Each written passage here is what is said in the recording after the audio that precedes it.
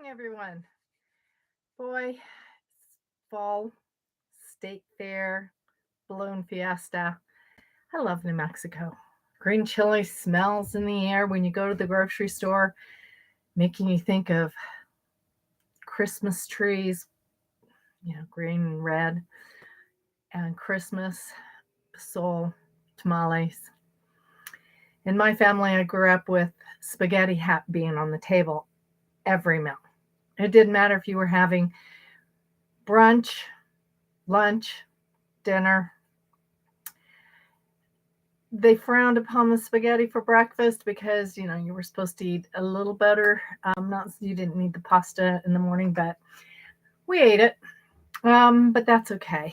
I grew up in what was seemingly a very affluent family, and the reason I'm telling you this is I've been doing a deep dive into what it really means to kind of look at the life that you lead and your values and what it really, that deep shadow work of how did I get where I got to today? Is it a good thing? Is it a bad thing? Or is it just a thing? And we often wonder what we sell out to get, what sacrifices we make for our family. Were they good choices, bad choices? I think one of the hardest things about being in this world is the keeping up with the Joneses, which is why the Jones generation came into being, is because that's what we were taught.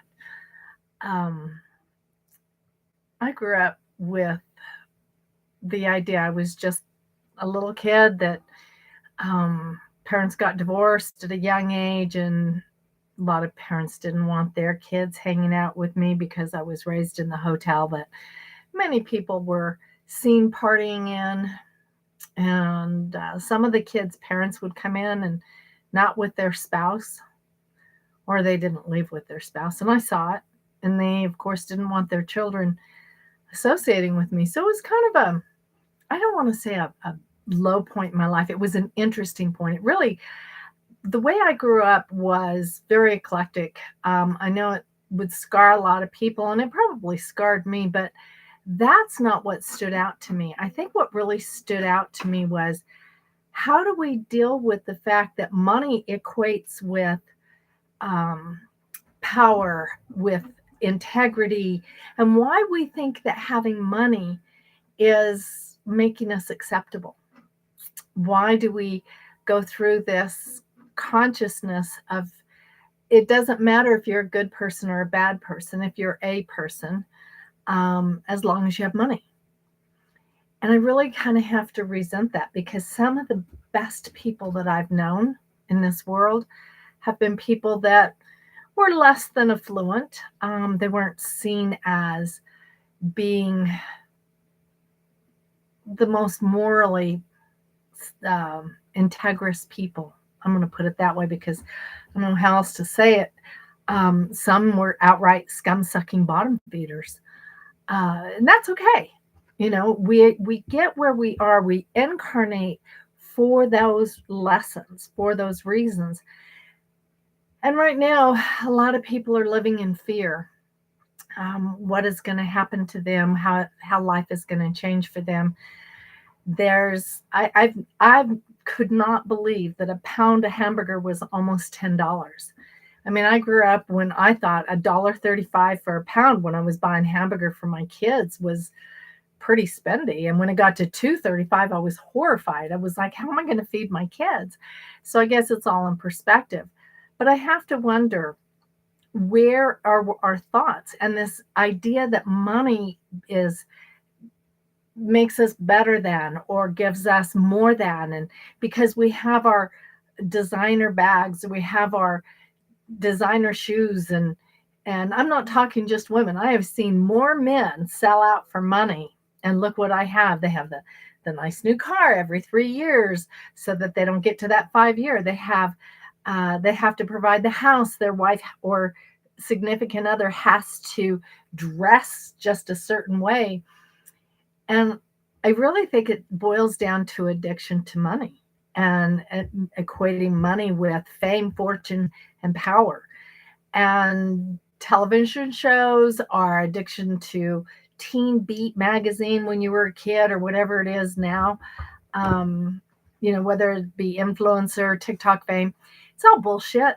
It's all bullshit because you know there's um, there's people that are influencers telling their people that they have to support them. They need that money. So no matter what, you don't have the money to buy your kids new shoes, or you don't have the money to go to the school of your choice. You still need to send $20 to them as an influencer so they can maintain their multi-million-dollar lifestyle. And people do it. I've seen people bankrupt themselves to God. And I have to say, I don't think any source of power of higher consciousness is going to say, yeah, you go ahead, don't feed your kids, but give me that $20 in the collection plate, because you've got to support that person that's telling you what the Bible says instead of just reading it yourself and figuring it out. Metaphysically speaking, the Bible is nothing but parables at telling us how to live better, not rules and not indoctrination to tell us that we have to do it this way. I've seen people stay married to abusive situations and be horrified because they didn't want to give up their lifestyle. I've seen people go bankrupt because they went shopping too much. I have seen people sell their vote because they're going to make a stance for economic gain. And I have to say, what the fuck, folks? Sorry for the language. I hope I don't offend anybody, but I still have to say it because honestly, when COVID hit, I had a bunch of practitioners that didn't have a lot of money. And I put food out there in this center so anybody could take what they needed. No questions asked. They could do it in front of anybody, or they didn't have to. Because I didn't want anybody to feel like they weren't worthy of having a meal. I don't understand it, because for my life in my world, they're not going to throw me in the poorhouse. And you know what? Bills are bills. You're going to die. You're going to incarnate again. And when you come back, you're going to have just the same as when you left. It's going to be whatever you make of it. That's what I mean by having what you came in with. Whatever you make of your life, how you choose to look at it. My granddaughter, this is what got me thinking about this. My granddaughter was really struggling. She did something and forced her to lose her job. She didn't do anything really horrendous, but I'm not at liberty to explain. But she's a good kid, and she has a lot of integrity, and she thought she was helping someone, and she lost her job for it. And she decided it was time for her to buy a car so that she could get to work, because I was taking her to work. She could do Uber Eats or whatever, so that she could pay bills. And she bought this car, and the car broke down 15 minutes after she paid for it.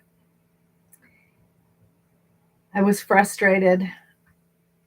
I was hurting for her. I went immediately over to her, and she was like, I was so stupid. I was so stupid. I was so stupid. And I said, you're not stupid. You have to reframe this. You have to think of it in a different light.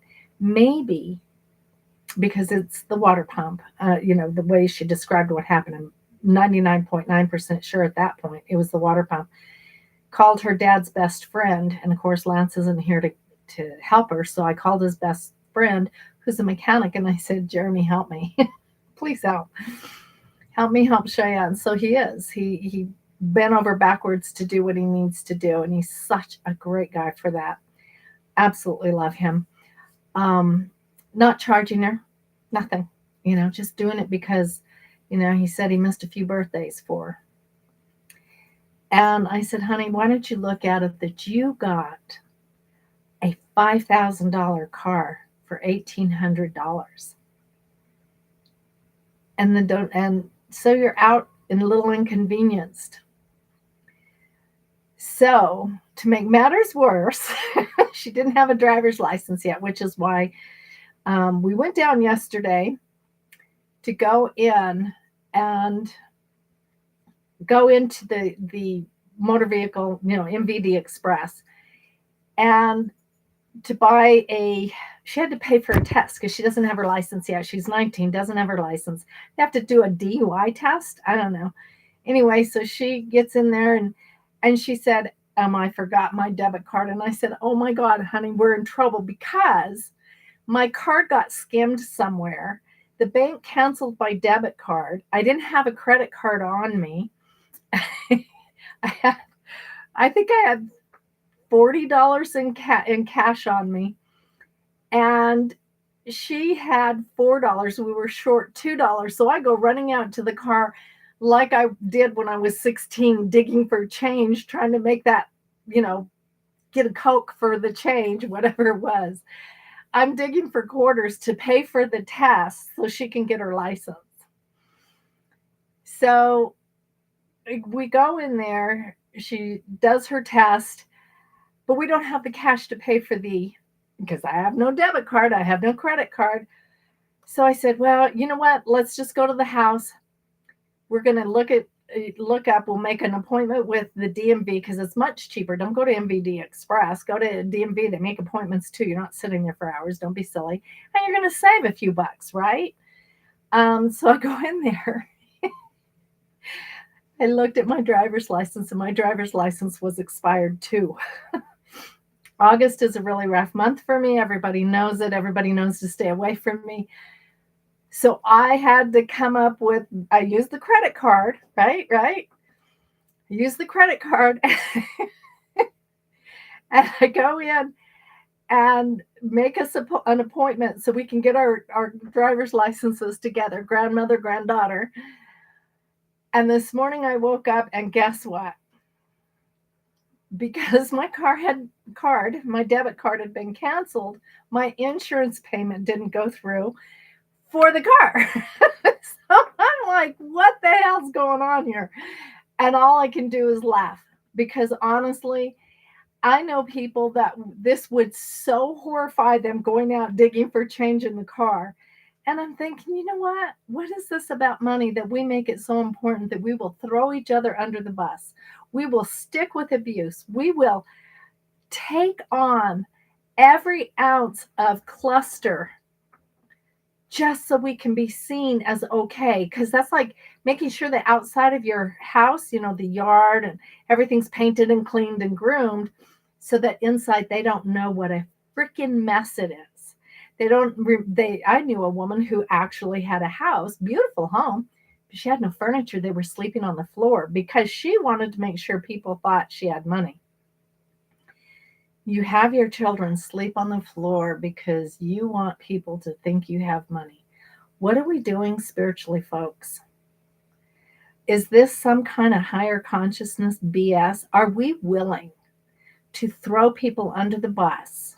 People of all colors, all religions, all thought processes. Are we willing to hate each other that bad and deny people health care? My sister did that. I told her, I says, I got to go in and get my knee fixed. She goes, don't do that. Don't do that.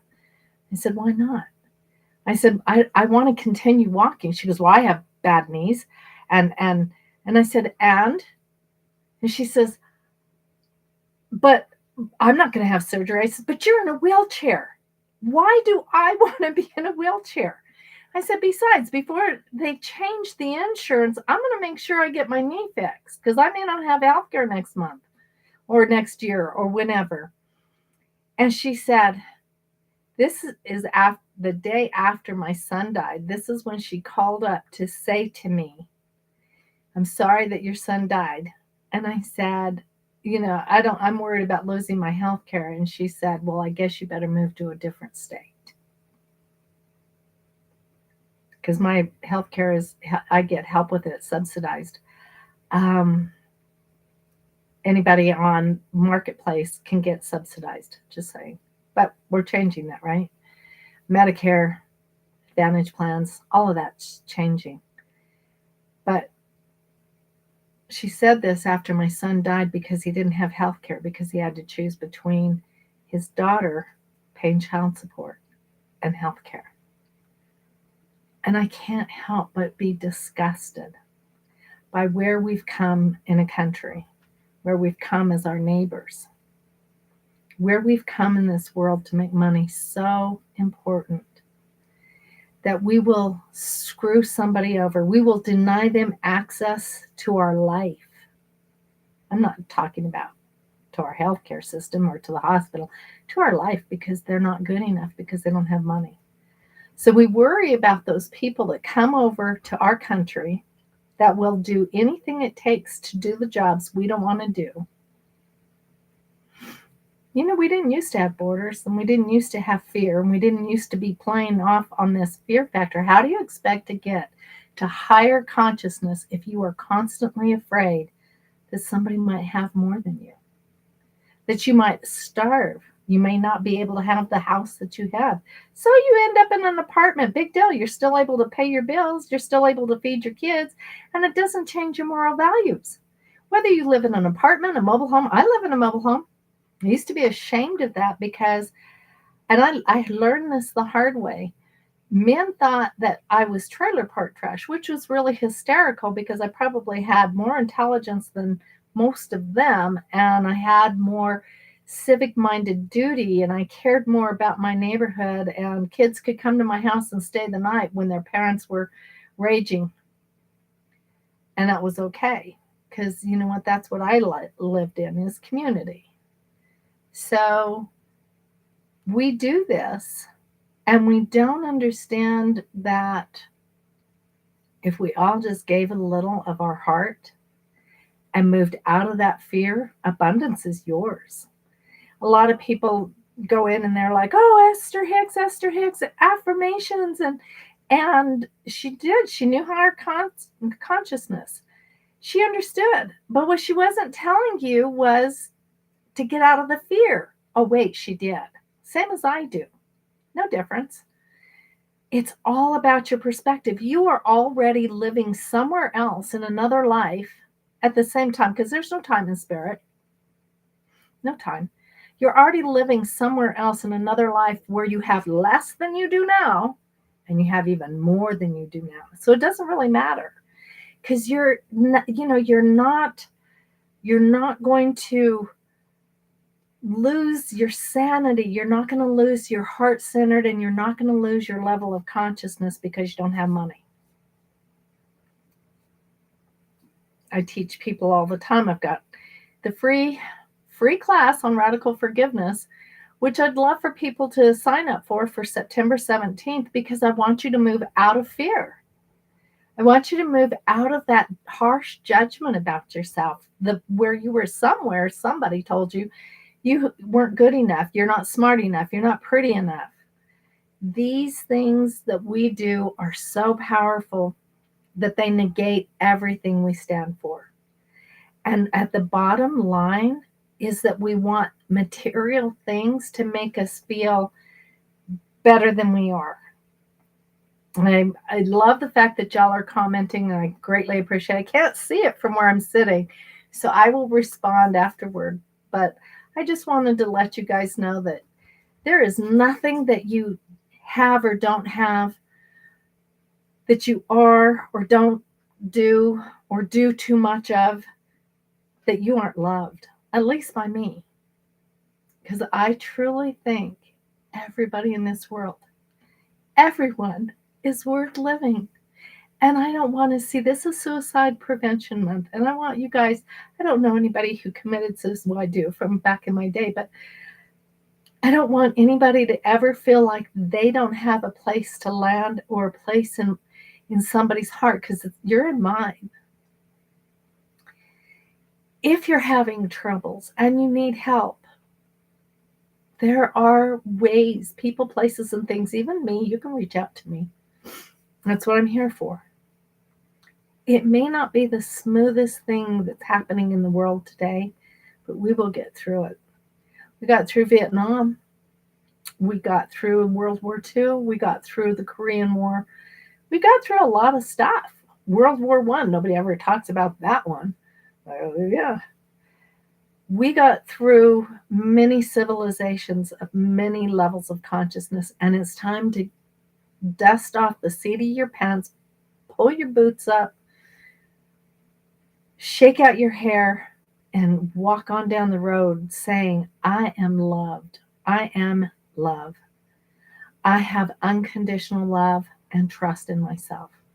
If you can say that, the life is so much better. If you can't say it, I'll tell you what I'm going to do. I know a lot of people are in fear right now and they can't afford the Lost Art of Presence Altered State Meditation course. If you mention that you watched this video and you want that course, I'll give it to you half off. I have to pay the center for the use of the facility, or I'd give it free. Absolutely. But I do have to pay the center. If you want an online course, I'll give it to you half off. And we'll schedule it probably after I'm recuperating for surgery, because I have a lot between now and then to do. But mention this video, mention that you watched it, let me know where you're at, and we will arrange it, because you are loved, and I don't want anybody living in fear anymore. I absolutely love and adore each and every one of you. Thank you for giving me some of your time. My heart to all of yours. Remember that everybody out there feels less than in one area or another. Go make their day great. Look at the person that you're with. Assess whether it's worth being there for your own spiritual consciousness. And if you've learned the lessons that you need to learn from them and you're ready to go, go. There's nothing so bad out there that you can't face it. Nothing. You're not in Gaza. You're not starving. And nobody's bombing you. There is nothing to fear. My heart to all of yours. I wish you so much love and so much peace that it just gets better from here. Bye for now.